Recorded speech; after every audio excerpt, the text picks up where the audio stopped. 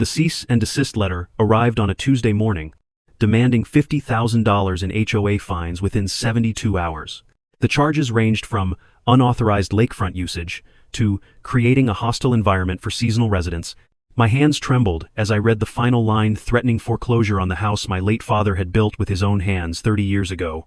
I'm Jackson Miller, 42 years old, and I'd lived in Pine Ridge Estates for the past 8 years. When I bought the property after Dad passed, the deed clearly stated I had shared access rights to the community lakefront. Every summer weekend, my 10-year-old daughter Emma and I would fish from the dock, swim in the crystal clear water, and build sandcastles on the small beach. It wasn't just an amenity. It was where I taught her to swim, where we scattered some of Dad's ashes, where 3 generations of Millers had made memories. The lakefront stretched about 200 feet along the water's edge with a sandy beach area, a wooden dock that extended 40 feet into the lake, and a grassy picnic area with 2 permanent barbecue grills. According to the original development plans from 1987, this area was deeded to 8 specific properties, including mine. We all had equal access rights, documented and filed with the county. That changed 6 months ago when Karen Fitzgerald became HOA president. Karen was 55, divorced, and had moved to Pine Ridge 3 years ago from a wealthy suburb in Connecticut. She'd immediately inserted herself into every committee, every social event, every minor decision. When the previous HOA president retired, Karen ran unopposed. Nobody else wanted the unpaid position that mostly involved mediating disputes about fence heights and approving paint colors. Within weeks of taking office, Karen transformed our quiet lakefront community into her personal kingdom. She instituted a dress code for the community areas. She banned children from the dock after 6 p.m. She required written requests to use the barbecue grills, submitted 72 hours in advance. But these were just warm-up acts for her main performance. The real trouble started when her cousin Margaret arrived for what Karen called an extended wellness retreat after a nasty divorce in Boston. I first noticed Margaret Patterson 2 weeks ago on a Saturday morning. Emma and I had walked down to the lake at 7 a.m. for our traditional weekend fishing trip, but instead of the usual peaceful shoreline, we found what looked like a luxury resort setup. Professional-grade lounge chairs lined the beach. A massive shade pavilion covered half the grass area. A sound system played meditation music at a volume that scared away every fish within a mile. And in the middle of it all, Margaret reclined like Cleopatra on the Nile, sipping a mimosa while a massage therapist worked on her shoulders. "Excuse me," I said, keeping my voice friendly. "We were hoping to use the dock for fishing. Would you mind if we squeezed by?" Margaret lifted her designer sunglasses and studied us like we were insects that had wandered into her picnic. She was about 50. With perfectly styled blonde hair and the kind of tan that comes from spray bottles. "Not sunshine. This area is reserved," she said, waving a manicured hand dismissively. "I have exclusive morning rights from 6 to noon. You'll need to come back this afternoon." Emma tugged on my sleeve. "Dad, we always fish in the morning. The bass don't bite when it's hot." I kept my smile steady. "I think there's been a misunderstanding. This is shared community space. All the homeowners have equal access." Margaret sat up, her expression shifting from dismissive to hostile. "There's no misunderstanding. Karen has reassigned the usage rights. I have documentation." She reached into her designer beach bag and produced a folded paper. "See? Official HOA easement transfer. I have exclusive use of the lakefront during my stay." I took the paper and read it carefully. It was printed on HOA letterhead and signed by Karen. It claimed the board had voted to grant Margaret temporary exclusive usage rights to the lakefront area from 6 a.m. to 2 p.m. daily, citing optimization of community resources and accommodation of medical recovery needs. "This can't be legal," I said. "The lakefront access is deeded. The HOA can't just reassign property rights." Margaret snatched the paper back. "Take it up with Karen if you have a problem. Now please leave. Your negative energy is disturbing my healing space." Emma looked up at me with disappointed eyes. I'd promised her we'd catch enough fish for a cookout. Now I had to explain why some stranger was claiming our family's fishing spot. That evening, I attended my first HOA meeting in 2 years. The community center was half empty. Maybe 15 people in a room designed for 50. Karen presided from behind a folding table, flanked by her hand-picked board members. She wore a business suit that seemed wildly overdressed for a neighborhood meeting. "Next item," Karen announced, not looking up from her agenda, "the Lakefront Usage Optimization Initiative. As you know, We've implemented a new system to ensure fair access to our shared amenities. I raised my hand.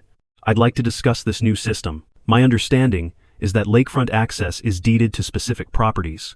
The HOA doesn't have authority to reassign those rights. Karen's eyes narrowed. Mr. Miller. Is it? The HOA has full authority to manage community resources. The board voted unanimously to implement temporary usage assignments to prevent overcrowding and ensure all residents can enjoy the space. When was this vote? I asked. I didn't receive any notice of a special meeting. It was an emergency session. Karen replied smoothly. We're not required to provide notice for emergency matters. Tom Harrison, a retired attorney who lived 3 houses down from me, spoke up. What emergency required reassigning lakefront access? Karen's jaw tightened. The board identified potential liability issues with unrestricted access, or simply being proactive about resident safety. And your cousin getting exclusive morning access? That's about safety? I pressed. The room temperature seemed to drop 10 degrees. Karen stood slowly, her hands flat on the table. Mr. Miller, I'm going to give you one warning. Questioning board decisions in this hostile manner is harassment. Continue, and you'll face fines for disrupting official HOA business. This is ridiculous, I said. You can't fine people for asking questions at a public meeting? Karen smiled coldly. According to our newly amended bylaws, I certainly can. $500 for the first offense. $1,000 for the second. Would you like to test it? I looked around the room. Most neighbors avoided eye contact. A few looked sympathetic but stayed silent. Only Tom Harrison met my gaze, giving me a subtle shake of his head. The message was clear. Not here. Not now. I spent the next 3 days diving deep into property law and HOA regulations. My home office became a war room, with documents spread across every surface. The original HOA charter from 1987 was clear. The association had authority over common areas, architectural standards, and community maintenance, but it explicitly stated that deeded property rights could not be altered without unanimous consent from affected homeowners and proper legal documentation filed with the county. I also discovered something interesting in the meeting, minutes from the past 6 months. The emergency board session Karen referenced had supposedly taken place on March 15th, but according to social media posts, 2 of the 3 board members were on vacation that week. One was in Hawaii, the other visiting grandchildren in Florida. How could they have voted unanimously on anything? Armed with this information, I sent a formal letter to the HOA board requesting documentation of the emergency meeting, the supposed bylaw amendments, and the legal basis for reassigning deeded property rights. I sent copies to all affected homeowners and kept one for my records. Margaret's takeover of the lakefront escalated daily. The lounge chairs multiplied. The shade pavilion expanded. She started construction on what looked like a permanent dock extension for jet skis. When other homeowners tried to use the space, she'd call Karen, who would arrive within minutes to threaten fines and legal action. But Margaret made a crucial mistake. She got greedy. One morning, I watched from my bedroom window as a construction crew arrived at the lakefront. They began installing posts for what appeared to be a fence that would completely enclose the beach area. I grabbed my camera and headed down to document everything. What's going on here? I asked the crew foreman. He checked his clipboard. Installing a privacy fence. Work order from Margaret Patterson. This is community property. You can't fence it off. He shrugged. Lady showed me OA approval. Take it up with them. I photographed everything. The work order, the fence posts, the crew's truck with the company name. Then I called Tom Harrison. They're building a fence. I told him, they're literally trying to steal community property. Tom's voice was grim. Come to my house. Bring everything you've gathered. It's time we compared notes. Tom's dining room table was covered with even more documents than mine. File folders, printed emails, photographs, and legal books created a paper mountain. But it wasn't just Tom. Sarah Chen was there, along with Robert Walsh and Diana Morrison, all homeowners with lakefront access rights. We've been investigating Karen for months. Tom explained. This isn't her first abuse of power. Sarah, show him what you found. Sarah pulled out a folder. Karen's been systematically targeting homeowners she doesn't like. First, she hits them with bogus fines. When they protest, she escalates. 3 families have moved out in the past 4 months after facing thousands in fines and legal threats. But here's the interesting part. Robert added, every property that becomes available is purchased by the same investment company, Evergreen Holdings LLC. Guess who's listed as the managing member? He slid a document across the table. My stomach dropped. Margaret Patterson was the CEO of Evergreen Holdings. They're running a scam, Deanna said. Karen harasses homeowners until they sell. And Margaret's company scoops up the properties at below market prices. They've already flipped 2 for massive profits. Tom leaned back in his chair, but targeting the lakefront properties is different. These are the most valuable lots in Pine Ridge. If they can establish exclusive control over the lake access, they can charge premium prices to new buyers. Or build a private resort, Sarah added. I found permit applications filed with the county. Evergreen Holdings is seeking approval for a boutique lakeside wellness center on aggregated lots in Pine Ridge Estates. The pieces clicked together. This wasn't just about Karen doing favors for her cousin. This was a coordinated scheme to steal millions of dollars in property value. We need to stop them, I said. But how? Karen controls the board. She's got the HOA lawyer in her pocket. She threatens anyone who challenges her. Tom smiled for the first time. That's where you come in? Jackson, your property has the strongest lakefront deed. Your father was one of the original developers. If anyone has standing to challenge this in court, it's you. I'll fight, I said, but I need evidence. Real evidence that will hold up in court. Then we'll get it. Sarah said, I've got a friend at the county clerk's office. Robert knows someone at the state attorney general's office. Diana's nephew is a forensic accountant. We'll build a case that buries them.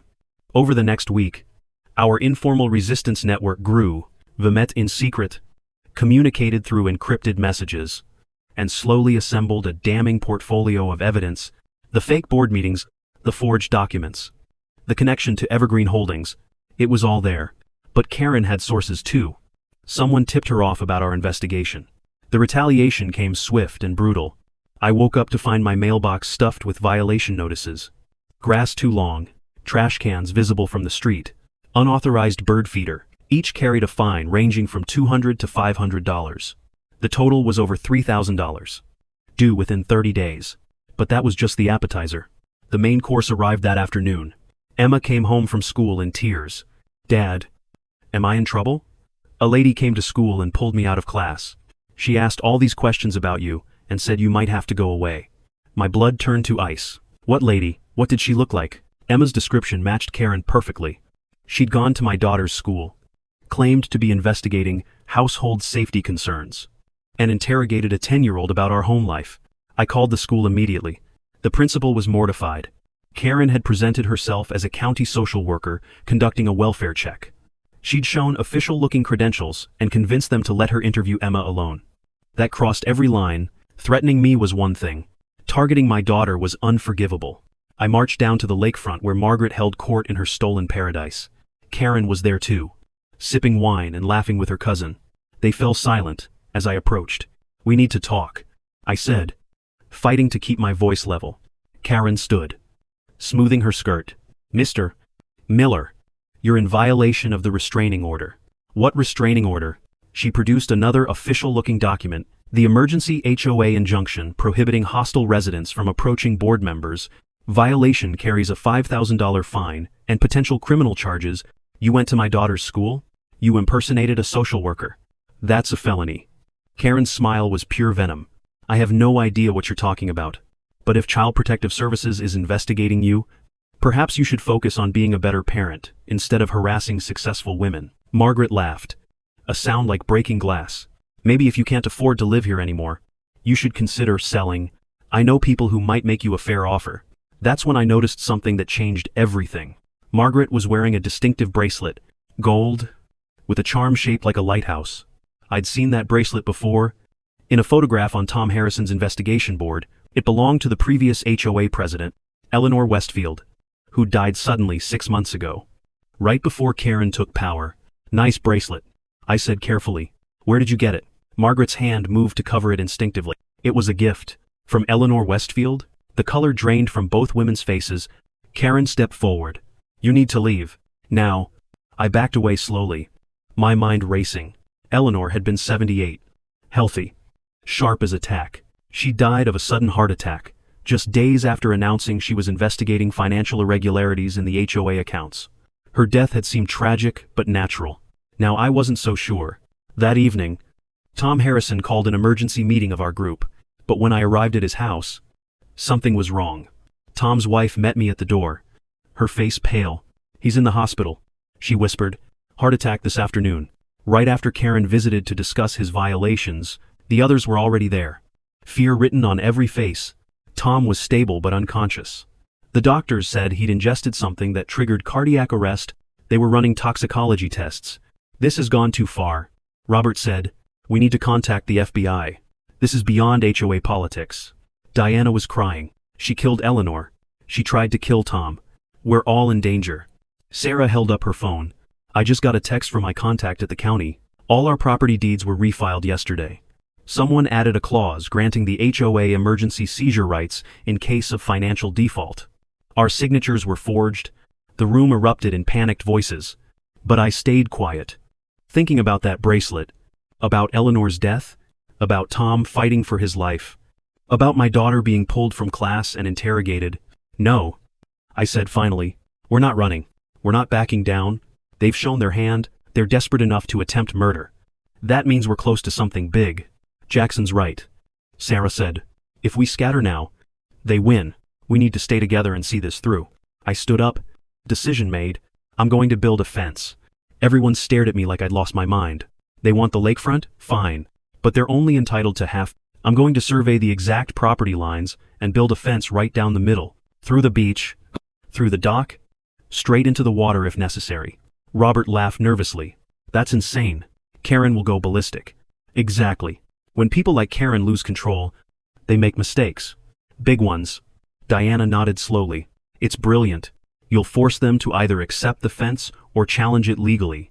Either way, it brings everything into the open. But first," I said, "we need insurance." "Sarah, can your contact get copies of the original deeds before they were altered?" "Robert, we need that FBI contact." "Diana, have your nephew dig deeper into Evergreen Holdings. I want to know every property they've touched. Every transaction they've made." As the meeting broke up, Sarah pulled me aside. "Jackson, there's something else. My friend at the county found something odd. Eleanor Westfield changed her will 2 days before she died. She left everything to a charity that doesn't exist. The executor of the estate? Karen Fitzgerald." My blood ran cold. We weren't just dealing with fraud and corruption. We were dealing with murder. That night, I sat in Emma's room watching her sleep. Tomorrow, I'd start building a fence that would either save our community or destroy everything. But I had no choice. Karen and Margaret had declared war. And they'd made it personal. I pulled out my phone and started making calls. Surveyors. Fence contractors. Lawyers. Journalists. By dawn, I'd have an army ready to fight back. The text came at 3 a.m. from an unknown number. "Stop now, or your daughter won't be safe." I screenshot the threat and added it to my evidence file. Then I texted back, "See you at sunrise. Bring a measuring tape." The war for Pine Ridge Estates was about to begin, and I had exactly 72 hours before that $50,000 fine came due. But I also had something Karen didn't expect: a plan, allies, and evidence that would bring down her entire empire. The question was whether I'd live long enough to use it. The surveyor arrived at 5:45 a.m., his equipment casting long shadows in the pre-dawn light. By 6, we had precise markers showing the exact center line of the shared lakefront. By 6:30, the fence contractors were unloading materials as the sun painted the lake gold. And by 7, Karen Fitzgerald stood at the edge of her cousin's illegally claimed paradise, her face cycling through shades of red I didn't know existed in nature. "What the hell do you think you're doing?" she shrieked, her bathrobe flapping as she stormed toward us. I handed her a copy of the survey report without looking up from the post hole I was helping to dig. "Installing a property marker. The lakefront is shared equally among 8 homeowners. This fence marks the precise boundary between the communal halves." Margaret appeared moments later, wobbling in designer heels across the sand. "This is insane. You can't build a fence through a beach." "Actually, I can," I replied calmly. "State law allows property owners to mark boundaries by any reasonable means. I have permits from the county, approval from the state environmental agency, and written support from 4 of the 8 deed holders." The fence was deliberately absurd, and that was the point. 6 feet tall, solid wood. It ran from the grass straight through the sand, bisected the dock perfectly, and extended on posts 10 feet into the water. Margaret's luxury setup was now trapped on one side, including half of her jet ski ramp, which was now hilariously unusable. But the real beauty was in the details: security cameras mounted every 20 feet, all clearly labeled recording in progress. Motion sensors that would alert me to any tampering. And buried in the posts, transmitters that would document any attempt to damage or remove the structure. Karen pulled out her phone, jabbing at it with manicured nails. I'm calling the police. This is vandalism, destruction of community property, harassment. Please do, I said. I'd love to get their response on official record. Within an hour, the beach looked like a crime scene. 2 patrol cars, a code enforcement vehicle, and half the neighborhood had gathered to witness the spectacle. Officer Daniel Martinez, whom I'd gone to high school with, tried to keep a straight face as he reviewed my paperwork. Everything appears to be in order, he announced. Mr. Miller has the right to mark his property boundaries. This is obstruction, Karen sputtered. He's blocking access to community amenities. Ma'am? He's marked a boundary. Your cousin still has access to her side. Martinez gestured at Margaret's setup, now comically crammed against one edge of the fence. As the official vehicles departed, neighbors began approaching me. Some offered support. Others shared their own horror stories about Karen's reign of terror. But it was Diana Morrison who brought the most interesting news. My nephew finished his forensic analysis. She whispered, Evergreen Holdings has purchased 17 properties across 3 states, all in HOA communities, all after the previous owners faced harassment from board presidents. And get this, every one of those board presidents received payments from Evergreen within 6 months of the sales.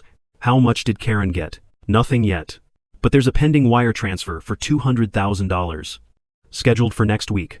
Right after your foreclosure deadline, the pieces were falling into place. Karen would force me into foreclosure. Evergreen would buy my property at auction for pennies on the dollar. And Karen would get her payoff. Except now I had proof of the conspiracy. That afternoon brought an unexpected visitor. A silver-haired woman, in an expensive suit, appeared at my door, accompanied by a younger man carrying a briefcase. Mr.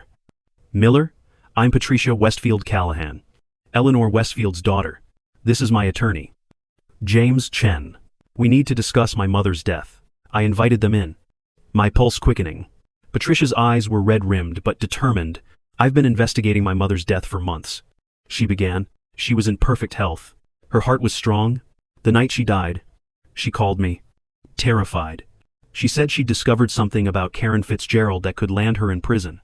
She was going to the police the next morning. What did she find? Patricia opened a folder. My mother was meticulous about record keeping. She documented everything. According to her notes, Karen had been embezzling from the HOA for years. Small amounts at first, then larger ones. But when Mom confronted her privately, Karen made a mistake. She offered Mom a bribe to stay quiet. Mom recorded the entire conversation. She pulled out a phone and played a recording. Eleanor's clear voice filled the room, followed by Karen's unmistakable tone, offering $50,000 for silence. Then came the threat. Take the money, Eleanor, or things could get very unpleasant for you. 2 days later, Mom was dead. Patricia continued. The police found nothing suspicious, but I had her body exhumed last month for additional testing. The private pathologist found traces of potassium chloride in her system. It's used in lethal injections. In large doses, it triggers heart attacks that look completely natural. James Chen spoke up. We've been building a wrongful death case, but we needed more evidence of motive. Your investigation provides that missing piece. Karen killed Eleanor to protect her embezzlement scheme and clear the way for this larger conspiracy with Evergreen Holdings. My phone buzzed. Sarah's text was urgent. Tom's awake.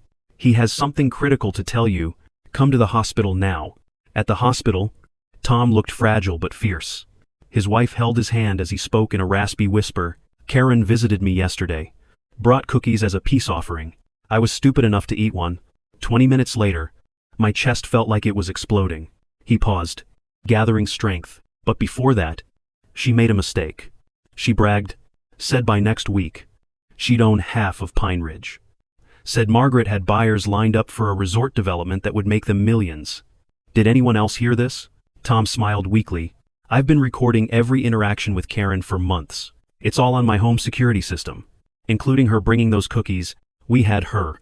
Attempted murder, conspiracy, fraud, and a connection to Eleanor's death. But we needed to act fast. The 72-hour deadline was approaching, and Karen would be desperate. That evening, I gathered our resistance group at Sarah's house. Patricia Westfield Callahan and her attorney joined us, along with someone new, FBI Special Agent Marcus Webb. Mr. Chen contacted our office this afternoon. Agent Webb explained. We've been investigating Evergreen Holdings for 18 months. They're part of a larger criminal enterprise that targets HOA communities across the country. Your evidence is exactly what we need to bring them down. How long until you can act? I asked. We need a few more days to coordinate with local law enforcement and get warrants approved. I don't have days. The foreclosure deadline is tomorrow. Agent Webb considered this. Then we need to force their hand. Make them reveal the full conspiracy. Are you willing to wear a wire? The plan was dangerous, but simple. I would meet with Karen and Margaret, ostensibly to negotiate a settlement. The FBI would be listening, ready to move in if things went sideways. But first, I had one more card to play. That night, I posted a video to the Pine Ridge Community Facebook page, standing in front of the fence with the sunset behind me. I told the whole story. Eleanor's suspicious death, Tom's poisoning, the embezzlement, the connection to Evergreen Holdings. I named names, showed documents, played recordings. The post went viral within hours, shared across hundreds of community groups. My phone exploded with calls and texts. Reporters wanted interviews. Neighbors offered support. And at 2 a.m., a text from Karen. You just signed your death warrant. I forwarded it to Agent Webb. The trap was set. The meeting was scheduled for noon at the HOA Community Center. I arrived early, the wire taped to my chest, feeling like a target. Agent Webb's team was positioned around the building, disguised as contractors and delivery drivers. Patricia Westfield Callahan sat in the parking lot with James Chen, ready to confront her mother's killer. Karen and Margaret entered like they owned the world. Karen carried a folder thick with documents. Margaret clutched a designer purse that probably cost more than most people's cars. Jackson, Karen said, her voice dripping, false sympathy. I'm glad you're ready to be reasonable. This conflict has gone too far. I agree. That's why I'm here. She slid the folder across the table. It's simple. You deed your lakefront rights to the HOA, meaning to Margaret for her wellness center. In exchange, we'll waive all fines and give you 30 days to sell your property at market value. And if I refuse? Margaret leaned forward. Then you lose everything. The house, the land, and possibly your freedom. We have evidence that you've been embezzling from your clients' trust accounts. How unfortunate if that reached the State Bar Association. I kept my expression neutral despite my rage. They were trying to frame me for the very crime Karen had committed. That's quite an accusation. Do you have proof? Karen smiled coldly. We have whatever documents we need. You've seen how thorough I can be with paperwork. Like the documents you forged to steal Eleanor Westfield's estate. The temperature in the room dropped 20 degrees. Karen's mask finally slipped completely. Eleanor was a stupid old woman who couldn't accept progress. Just like you're being stupid now. So you killed her? I didn't have to kill her. Karen sneered. Her weak heart did that for me. All I did was help it along. Just like your friend Tom's heart gave out yesterday. So fragile. These old people. Margaret grabbed Karen's arm. Shut up. But Karen was beyond stopping. Her need to dominate, to prove her superiority, overrode any caution. You think your little fence matters? Your pathetic investigation? I own this community. I own the police. I own the judges. By tomorrow, you'll be in jail for embezzlement. Your daughter will be in foster care. And your property will belong to people who actually deserve it. People like you, people with vision, people who understand that these worthless little houses are sitting on millions in development potential. Your father's generation wasted this land. We're going to transform it into something magnificent. A resort that you'll profit from? Margaret couldn't stay quiet. $2 million in profit just from the first phase? That's my finder's fee for identifying this opportunity. Karen gets 10% for clearing out the obstacles. The obstacles being homeowners like Eleanor? Karen stood abruptly. We're done here. Sign the papers or face the consequences. You have 1 hour. I don't think so. The doors burst open. FBI agents flooded in. Weapons drawn. Agent Webb's voice boomed. Karen Fitzgerald and Margaret Patterson. You're under arrest for conspiracy. Fraud? Attempted murder. And murder in the first degree. The next few minutes were chaos. Karen tried to run, but tripped over her own designer heels. Margaret collapsed into a chair, sobbing about her reputation. As agents cuffed them both, Patricia Westfield Callahan entered the room. That's for my mother, she said quietly, watching Karen being led away. But the investigation was just beginning. The FBI seized computers, documents, and financial records from both women's homes. What they found was staggering. Evergreen Holdings wasn't just targeting a few communities, it was a nationwide operation, 37 HOAs across 15 states had board presidents on their payroll. Over 300 families had been forced from their homes through fraudulent fines and illegal foreclosures. Karen's personal records revealed the full extent of her crimes. She'd embezzled over $400,000 from the Pine Ridge HOA over 3 years. She'd forged dozens of documents, bribed 6 officials, and maintained detailed notes about her plans to eliminate anyone who opposed her, including me. The FBI found the potassium chloride in her garage, along with syringes and instructions downloaded from the dark web. She'd planned to kill me the same way she'd killed Eleanor, making it look like a stress-induced heart attack. The cookies she'd given Tom were laced with a smaller dose, meant to incapacitate rather than kill. She'd wanted him alive but scared. Margaret's computers contained the financial structure of the entire conspiracy. Shell companies, layered on shell companies, all funneling money to offshore accounts. The wellness center was never meant to be built. It was a cover story to justify stealing the lakefront properties, which would then be flipped to legitimate developers for massive profits. The trials lasted 8 months. Karen was convicted of first-degree murder for Eleanor's death, attempted murder for poisoning Tom, conspiracy, Fraude, embezzlement, and 63 counts of forgery. The judge sentenced her to life in prison without parole, calling her a predator who weaponized bureaucracy to destroy lives for profit. Margaret received 25 years for conspiracy and fraud. She sobbed through her entire sentencing, claiming Karen had manipulated her. The judge was unmoved, noting that greed was not a defense for criminal behavior. 32 other HOA board presidents across the country were arrested as part of the larger investigation. Evergreen Holdings was dissolved, its assets seized and distributed to victims through a federal restitution fund. Families who'd lost their homes received compensation. Communities that had been terrorized found justice. Tom Harrison made a full recovery and led the effort to reform our HOA. The new bylaws included strict oversight provisions, term limits, and requirements for transparency that would prevent future corruption. He also established the Eleanor Westfield Memorial Fund, providing legal assistance to homeowners facing HOA harassment anywhere in the country. Patricia Westfield Callahan became a nationally recognized advocate for HOA reform. She traveled the country, speaking to legislators about the need for stronger oversight of community associations.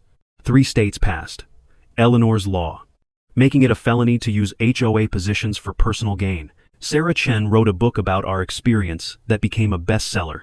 The Lakefront War: How a Fence Brought Down a Criminal Empire spent 6 weeks on the New York Times list. She donated half the proceeds to Tom's legal fund. Robert Walsh and Diana Morrison started a consulting firm helping communities identify and prevent HOA fraud. They developed a software system that flags suspicious patterns in HOA finances and governance. Within 2 years, they were working with hundreds of communities nationwide. As for me, I kept the fence up for exactly 1 month after Karen's conviction. Then I held a community celebration where all the homeowners took turns removing sections. We turned the fence wood into a memorial bench, positioned perfectly for watching sunsets over the lake. A plaque reads, "In memory of Eleanor Westfield, who stood up to corruption and paid the ultimate price. May her courage inspire others." Emma and I returned to our morning fishing routine. The bass had come back once Margaret's music stopped polluting the water. On quiet mornings, when mist rises off the lake and the world feels peaceful, I sometimes think about how close we came to losing everything. But mostly, I think about the power of ordinary people standing together against corruption. Karen had money, connections, and an elaborate criminal network. We had truth, determination, and each other. In the end, that was enough. The $50,000 fine was dismissed. Of course, the forged documents were voided. The stolen money was returned. The lakefront was restored to its intended purpose, a shared space for families to make memories. 6 months after the trial ended, I received a letter from a HOA president in Arizona. His community was facing similar harassment from a board member with connections to suspicious property investors. He'd seen Sarah's book and wanted advice. I put him in touch with Tom's legal fund and Robert's consulting firm. 2 months later, another criminal ring was exposed. That's the thing about corruption. It grows in darkness and silence. But shine a light on it, make some noise, and it withers away. Sometimes all it takes is one person willing to build an absurd fence to start a revolution. I still live in the house my father built. Emma's in high school now, captain of the fishing club. We upgraded the boat last year. Nothing fancy, just reliable. On weekends, we still head out at dawn. When the lake is glass, and the fish are biting. The new HOA president is Mrs. Jennifer Park, a retired teacher who runs meetings with transparency and humor. The Lakefront hosts community barbecues, children's swimming lessons, and sunset yoga classes. It belongs to everyone, as it always should have. Sometimes new residents ask about the memorial bench, about Eleanor and the fence that made headlines. I tell them the story. All of it. Because forgetting would be dangerous. Corruption doesn't announce itself with warning signs. It creeps in slowly, wrapped in bureaucracy and false authority.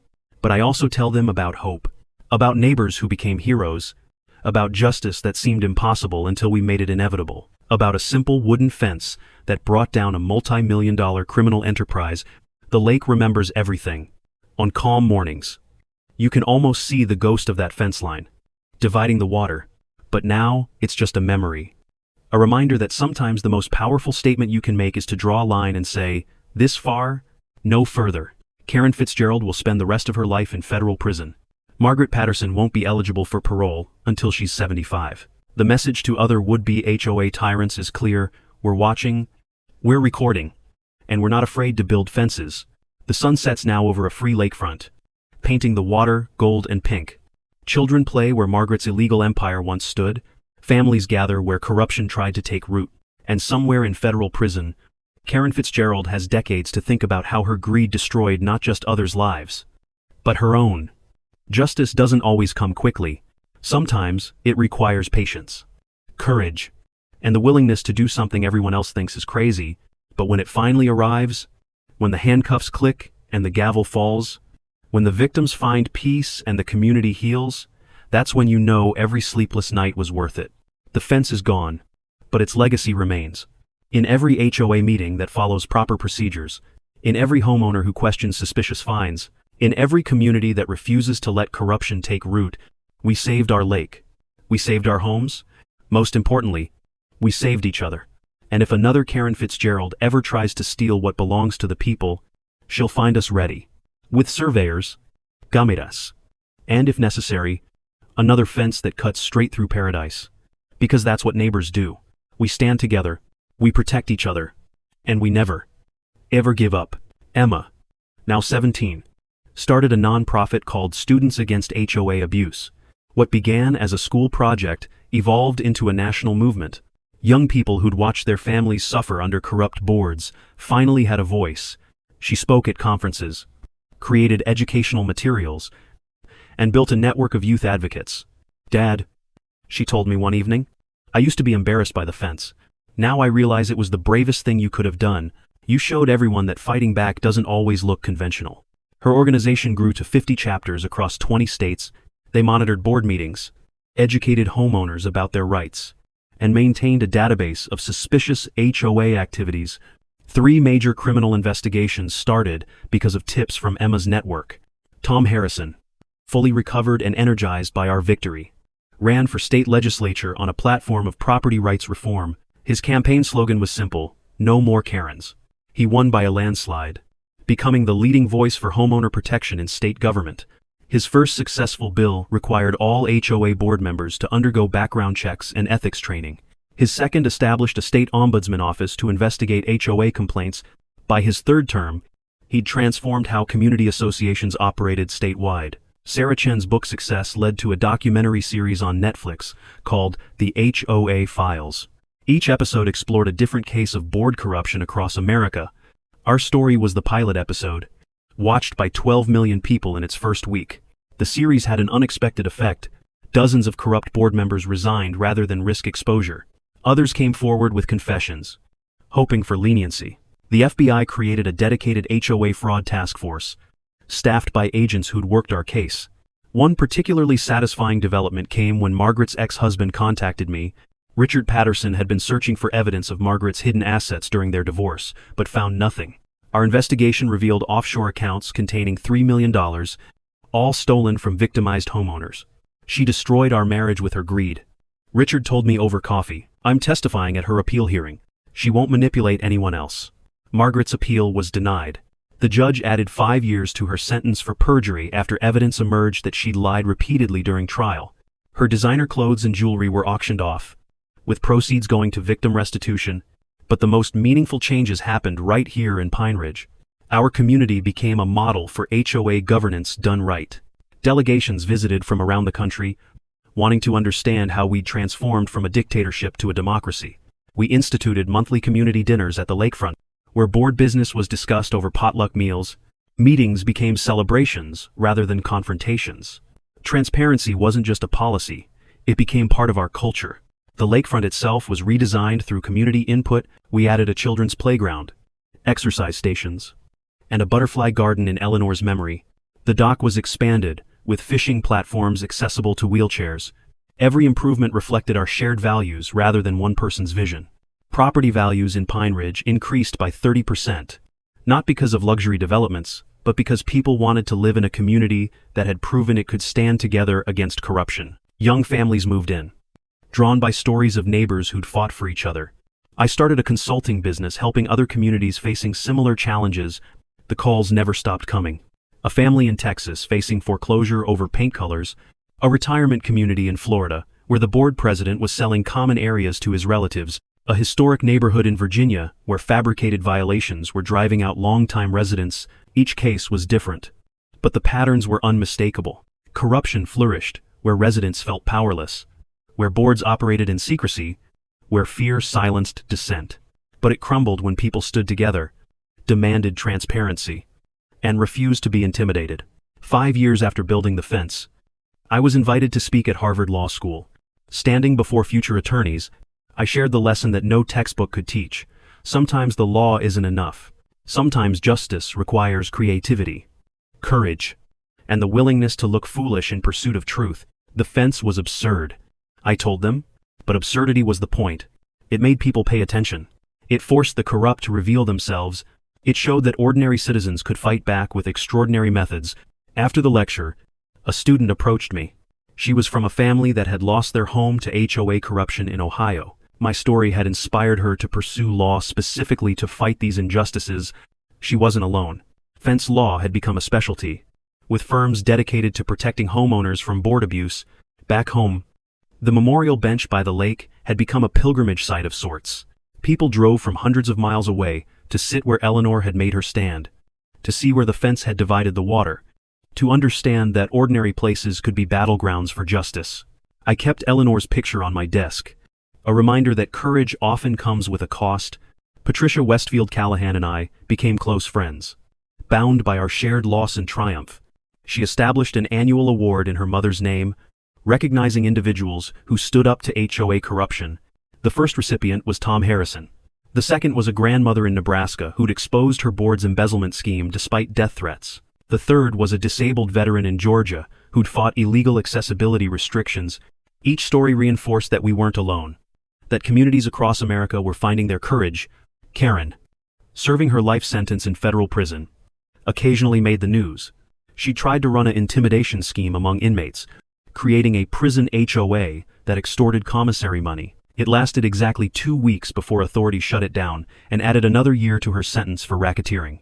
I received a letter from her once, forwarded through her lawyer. She blamed me for destroying her life, claimed she was trying to improve communities, insisted history would vindicate her. I didn't respond.